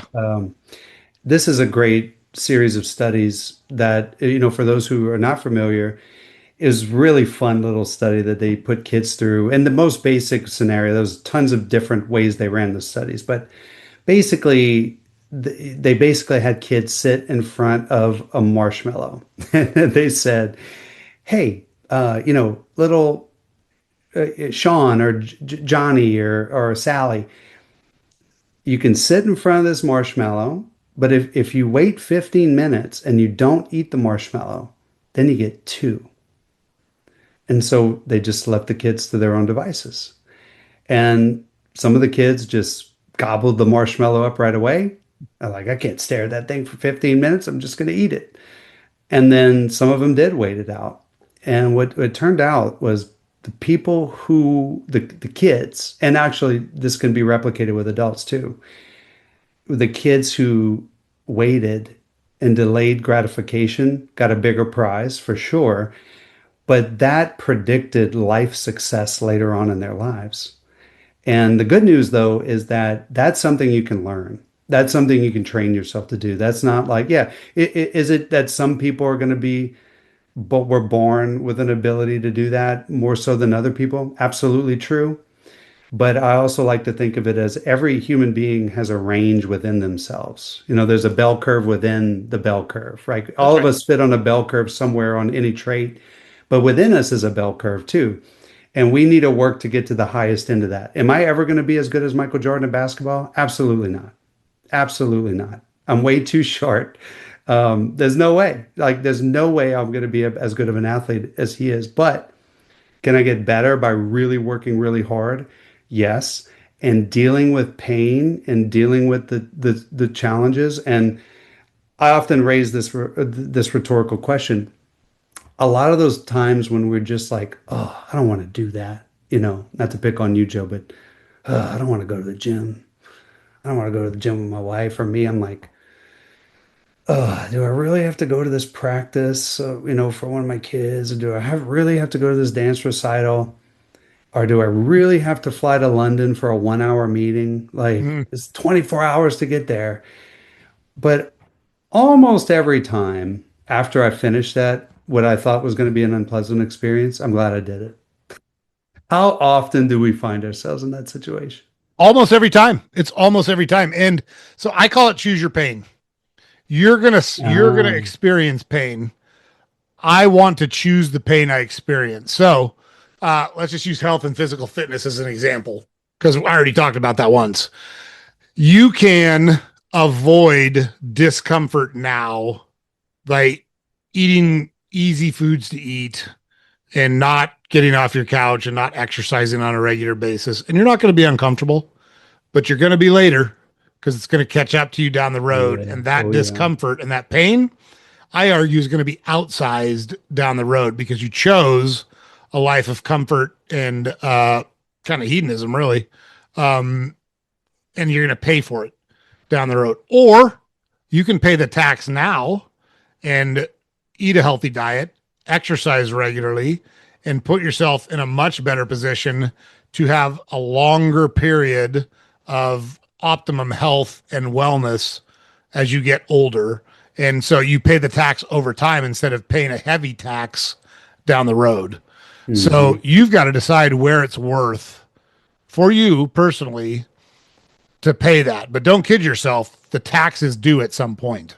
And it's Mm. the truth anywhere. You could apply it to relationships. It's not an accident. I've been married to the by far the best person I've ever met in my life for 32, 33 years. We have made it the center of our lives and we communicate on a regular basis. And I genuinely care about and want good things for her. And she genuinely cares about and wants good things for me. That happens every day, multiple times a day. It's not grand gestures. It's not a big ring or a car. It's not the vacation that you take once every 3 years. I'll give you an example. So I have a fridge in our basement that I stock with just what she likes to drink. It's got bubbly water and Canada Dry, this one flavor of ginger ale, and A&W's sugar-free root beer. I never run out. I never run out. And when I see the fridge upstairs is getting low, I go downstairs, grab one, and fill it up. Is that hard? No, it's not. But do I have to do that once a week, every couple of weeks? Yeah. You just got to Mm. be consistent about it. But it's a way of saying, you matter to me. I care about you. I know you like these particular things. Mm. I know you not being dehydrated is good for your health. So I'm going to make sure you have plenty to drink. It's a little thing, but it makes a huge impact. She does similar things Mm. for me. Or you can ignore all that and then try to repair things when things blow up. I haven't seen a lot of people be successful No. that way. And so I'd much rather pay the tax every day and make sure my relationship's in good standing than have to worry about someone revoking my license, you know? Yeah, I love that pay the tax, and it reminds me of the work of John Gottman, the psychologist John Gottman, and his wife Julie Gottman. And uh, Gottman uses this great analogy from the movie, I think it was in the 90s with Gwyneth Paltrow, Sliding Door. Oh yeah. And he talks about sliding door moments, and he's talking about exactly what you mentioned of trust. And they do research on how to maintain trust in intimate relationships, but that his work is very applicable in my work of how to build connection between people and managers and leaders. And the sliding door moments, those little things you do for somebody to show them that you care about them. And like you said, for Godman, sliding door moments aren't, hey, I just bought you a $10,000 ring, or I just bought you a new car, Joe. Um, sure, I'm not saying don't do that if you can, that's great every now and then, but it's those little things of, and like one of the things, the habits I've started to get into is I tend to wake up really early before my wife. And one of the things that drives my wife nuts is not having the coffee made when she wakes up. Like she hates getting up and going to the coffee and fixing it. So I get up early, I make my little pot of coffee, and then about 5 minutes before I know she's going to get up, I go and put it on for her. Love it. It's simple, right? It's such a small thing, but those things done over time show the other person that you care. And I agree with you. Is it hard for me to do that? No. Is it annoying for me to do it? Only if I choose to think it's annoying. Exactly right. Yes. Oh my gosh, that's perfect. That's perfect. So look, we've covered a ton of territory here. I've absolutely loved our This was a conversation. blast. One of the things I try to do so that I don't miss anything, I feel like we ask good questions. We cover a lot of territory. I think we've done that in our conversation. I've thoroughly enjoyed it. but I don't want to miss something because I didn't ask a good question or I missed a topic. So, towards the end of our conversation, I always ask, is there something that I haven't brought up, or is there a topic we haven't covered that you feel strongly about that you want to talk about while we're in front of the audience? If not, no big deal, but I want to make sure that we don't disenfranchise you. So, floor is yours. Anything that you want. Yeah. And there's a bunch of other chapters I'll just tease folks with. There's a whole chapter on communication and how to get better at communication. That I think that's one of the things most fundamental to social life is that we got to keep talking. And one of my great fears, I think you shared, Joe, is that people are going to get too dependent upon social media. Now we're going to get too dependent upon AI to replace what should and what used to be real human connection and communication. So while I joke that, from an evolutionary perspective, humans basically just learned to talk yesterday and we learned to write about an hour ago, right? But and it breaks down, but it doesn't mean we shouldn't get better at it. I also have a chapter on the power of the environment, and basically we normally absurdly when we see somebody do something crazy, we label them as crazy, especially if we don't know them well. We see somebody say something mean, we label them as mean, and we drastically underappreciate the environment and the impact of the environment. We don't look at it through their lenses. Back to your empathy point, Mm, but we give ourselves the benefit of the doubt, right? Because when we do something bad, well, it certainly wasn't our fault. It was somebody else's fault or something else. But what I'd like to close with is the final chapter, which was my absolute favorite to write, which was "Don't take yourself too seriously." I And love it. and what it's about basically is, although we talk about, I mean, I can confidently say folks who read this will leave with an upgraded knowledge of the human mind and how to operate and how to behave in social settings. Definitely. I can guarantee you that. But when we get to chapter 9, we address this issue of, okay, now that you know all this stuff, what are you going to do with it? And are you going to use it against people? Are you going to go in an environment now that you know how to give a good business handshake and somebody gives you a wet towel? Are you going to think down on them? Or now that you've figured out the dual system of the mind and how to engage your reflective system, are you going to ding somebody else for not doing it? And so it just addresses this issue of let's not get all high and mighty about ourselves because it's really, really tempting to do. And I am offender number one. I want to be clear. Like, I am so guilty of this. But that's precisely why I want to talk about it and say, look, I've been there and it's hypocritical, it's stupid.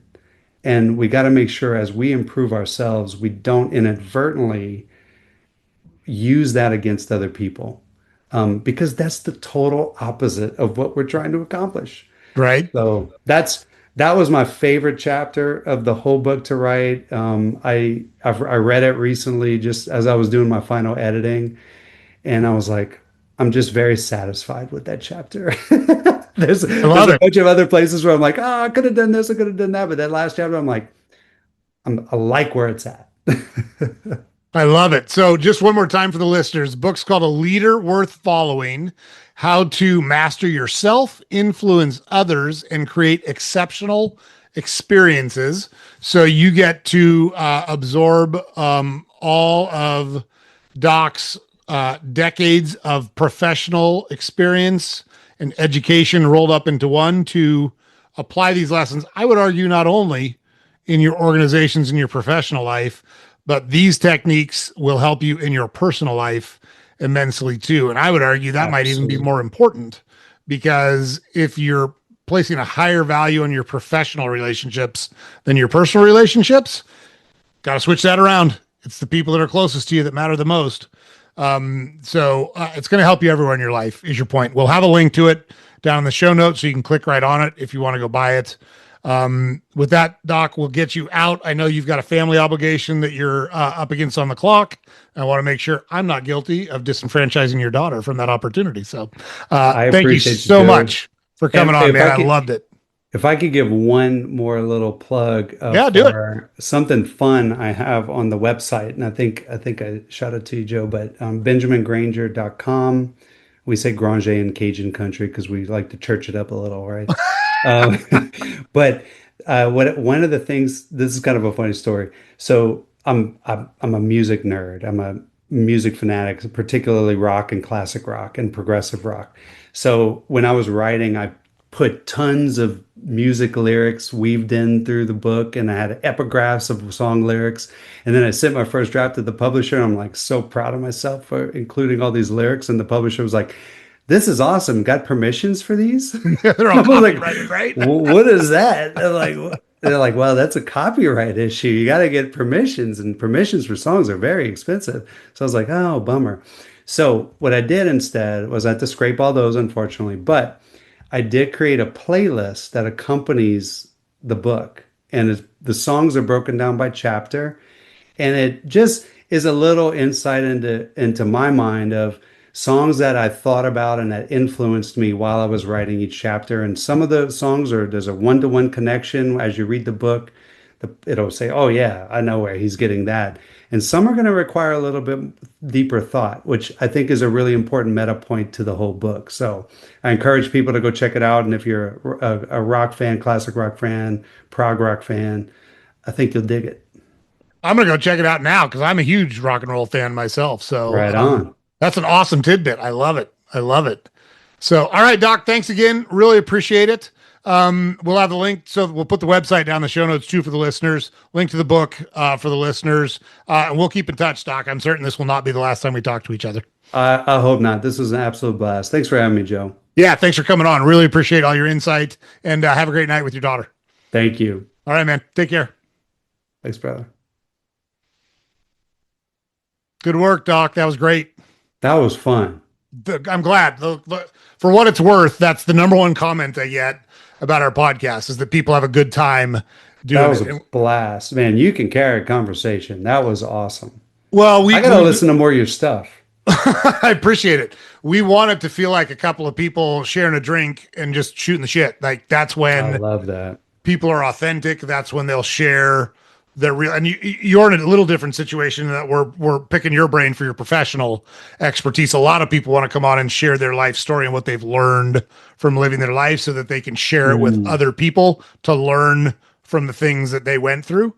But even when it's heavy, even when it's hard, that's the number one comment we get is I had so much fun doing the pod. And that's really important to me. I want people to have a good time when they come on here. Like, what's the point of doing it if we're not having a good time? You know? Totally. Yeah. That was so much fun. And it just really, it also just, I had to really think deeply as we went through too. So that was also fun. This was just an absolute blast. This was probably one of the most, I'm on a lot of podcasts, Joe, and I'm not blowing smoke. Probably one of the funnest ones I've ever been on. Oh man, I love that. I love hearing those kind words. And I'm glad we're hitting the mark because, like I said, it's really important to me to create that environment because that's when the best conversations happen. So really appreciate you coming on and taking the time with us. Anytime, man. Hope we could do this again. We will. No, we've got literally, I've got a list. And actually, the list of people that are on the hey, do not call list is pretty small. We've had a couple of duds, but because we do the intro calls, I can tell You up can front. suss that out. Yeah, exactly. So like if I've got someone coming on, I'll tell our producer, hey, this one's going to be tough. Let's just muscle through this one. But then, the reward is we get to deal with people like you, and we like to deal with them multiple times. So you are on the follow-up list. In fact, Sweet. I do a live stream every Thursday, and you'd be a really good fit for the live stream. We'll see if we can tee that up somewhere in the future because we just did our third one. And that one, we're just starting it. We got over 450 people watching the live stream. Wow, that's great. Time. Yeah. So it's the build is going pretty good. I've been pretty impressed with it, and would love having you on there Oh, I'm definitely down for that. to interact with interact with Live, the crowd. raw, unscripted. Yeah, That's my jam. That's my jam. fun. I'm a jam band fan. You'll see that. I love it. Deadhead, I'm going to keep I you in the loop. I'm actually in the process of putting a band together that performs classic rock covers, and so I'll keep you in the loop. I'll send you some of our stuff when we record it.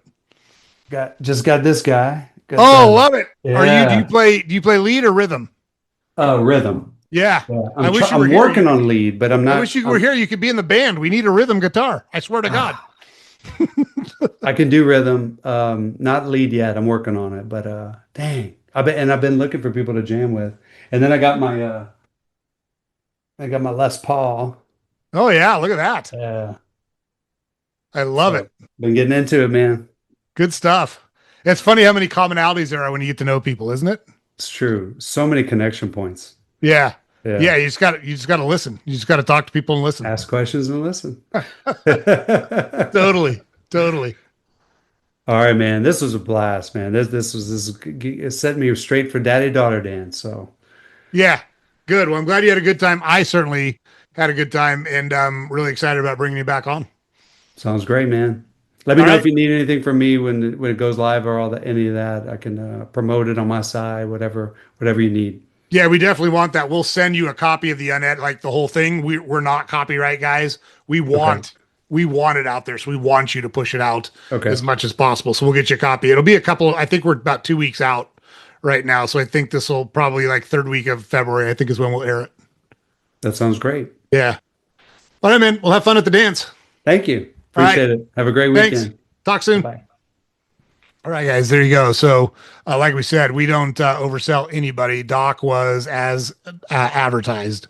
Loved our conversation. There's so much valuable stuff he shared just in this podcast, even more valuable stuff in the book. So make sure you go check that out. Head over to his website. We're going to go over there later tonight and check out that playlist that accompanies the book. We can't wait to do that. That was a great tidbit by him right there at the end. So really appreciate having him on. That will not be the last time you see Dr. Granger on the channel. Loved having him on. So thank you so much for taking the time. Great to get to know him a little bit, and we'll have him back on in the future. So James puts it up over here every day. Head over to our website, saltygingertalk.com. All of our podcast episodes are available there. Links to our social media accounts are available there. We've got a newsletter that we publish every weekday. You can subscribe to there. Make sure you like, share, comment, subscribe to our podcast, whatever platform you consume it on. We have awesome people on the podcast. We give you awesome tools to build an awesome life on the podcast. All good stuff. You don't want to miss any of it. Make sure you catch our next episode. We'll see you there.